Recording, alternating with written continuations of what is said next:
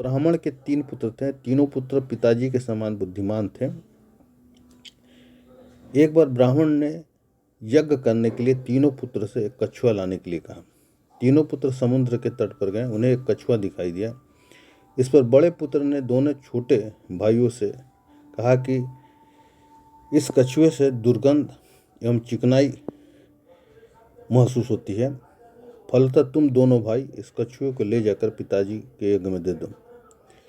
इस पर दोनों छोटे भाइयों ने बड़े भाई से कहा कि जब तुम्हें दुर्गंध एवं चिकनाई महसूस होती है तो मुझे भी दुर्गंध एवं चिकनाई महसूस हो रही है।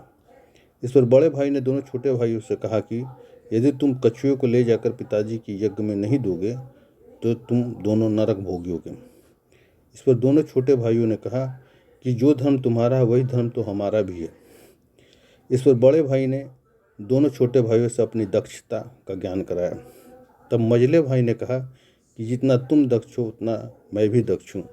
इसके बाद बड़े भाई ने कहा कि सबसे छोटा भाई इस कछुए को ले जाकर पिताजी के यज्ञ में देगा। इस पर छोटे भाई ने कहा कि तुम दोनों बड़े भाई मूर्ख हो और मैं ही चतुर हूँ, क्योंकि मैं सैया दक्ष हूँ।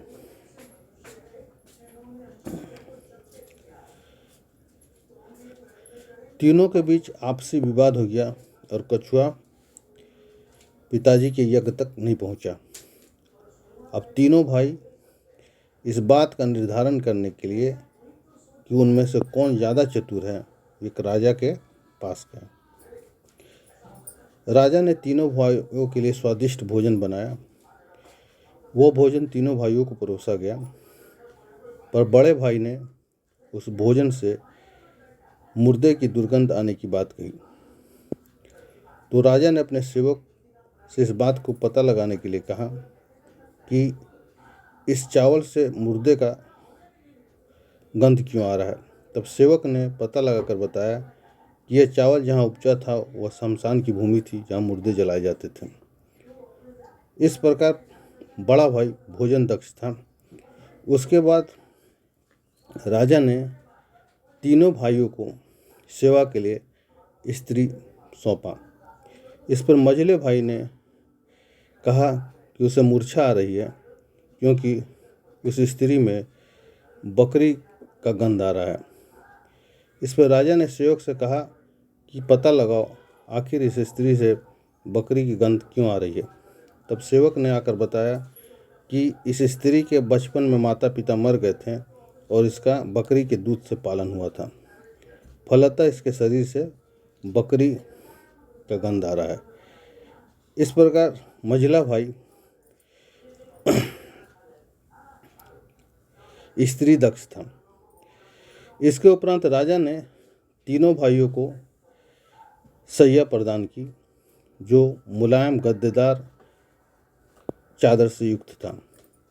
इस पर छोटे भाई को पीड़ा महसूस होने लगी और राजा ने इस पीड़ा का पता लगाने के लिए सेवक से कहा। सेवक ने पूरे गद्देदार बिस्तर को देखा और छोटे भाई के कमर में एक दाग दिखाई दिया जो केस के चलते हो चुका था। इस प्रकार छोटा भाई सैया दक्ष था। राजा ने तीनों भाइयों को अति चातुर और सुकुमार देखते हुए 3 लाख स्वर्ण मुद्राएं दी। तीनों भाई अपना खुशहाल जीवन यापन करने लगे। परंतु उन तीनों भाइयों में कौन सबसे ज़्यादा दक्ष था, इस बात का निर्धारण इस बात से होता है कि बड़े भाई और मझले भाई ने जो कुछ कहा वो कही सुनी बातें थी, उनमें कोई भी वास्तविकता नहीं थी। परंतु छोटे भाई ने जो कुछ भी कहा वो वास्तविकता थी, क्योंकि उस चीज़ का प्रभाव उसे स्पष्ट दिखाई दिया था। इसलिए तीनों भाइयों में छोटा भाई सबसे दक्ष था